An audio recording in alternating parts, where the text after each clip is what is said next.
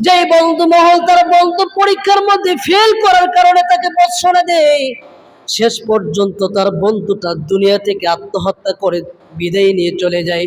শুনে নাও, কোনোদিন তো তোমার বন্ধু নামাজ পড়ে নাই, তোমার বন্ধু খারাপ রিলেশন করে, এজন্য তুমি তাকে কখনো শাসাও নাই। তুমি সঠিক বন্ধু হওয়ার যোগ্যতা তোমার মধ্যে নেই। ওই কপাল পোড়া মা বোনদেরকে বলতে চাই, যে মা দুনিয়ার পরীক্ষায় ফেল করার কারণে আপনার মেয়েকে ভর্ৎসনা করেছেন, কিন্তু নামাজ ছাড়ার কারণে আপনি ভর্ৎসনা করে নাই, আপনি কপাল পোড়া মা। যেই ভাই, যেই প্রতিবেশী এসএসসি পরীক্ষা ফেল করার কারণে তাকে খোঁচা দিয়ে কথা বলে, তাকে কটাক্ষ করে কথা বলে, তার খোঁচা সহ্য না করতে পেরে সে নিজের জীবনকে বিলীন করে দেয়, তুমি প্রতিবেশী হওয়ার যোগ্য না। তুমি তাকে কয়দিন নামাজের জন্য বলেছো যে নামাজ না পড়লে পরকাল ধ্বংস হয়ে যাবে? আরে যুবক ভাই, আমি তো বারবার বলি, যদি দুনিয়ার পরীক্ষায় একবার ফেল করে আরেকবার পাশ করার সুযোগ আছে।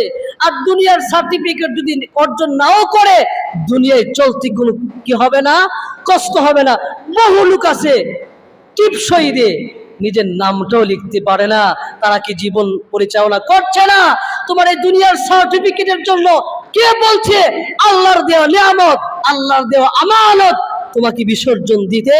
আলহামদুলিল্লাহ, আমাদের মাদ্রাসা, আমাদের ছাত্ররা 100 বছরের ভিতরে কি বলতে পারবে না কোন মাদ্রাসার স্টুডেন্ট পরীক্ষায় ফেল করার কারণে আত্মহত্যা করছে। কারণ আমরা এই শিক্ষাটা দেই, তোমার জীবনের মালিক জীবন তোমার রব, তোমার হায়াতের মালিক তোমার রব, তোমার প্রত্যেকটা অঙ্গ প্রত্যঙ্গের মালিক হলো রব। তুমি দুনিয়ার পরীক্ষায় ফেল করে তুমি আত্মহত্যা করে জাহান্নামের অধিবাসী তুমি হবা না। এজন্য তাদেরকে সুশিক্ষা দিতে হবে।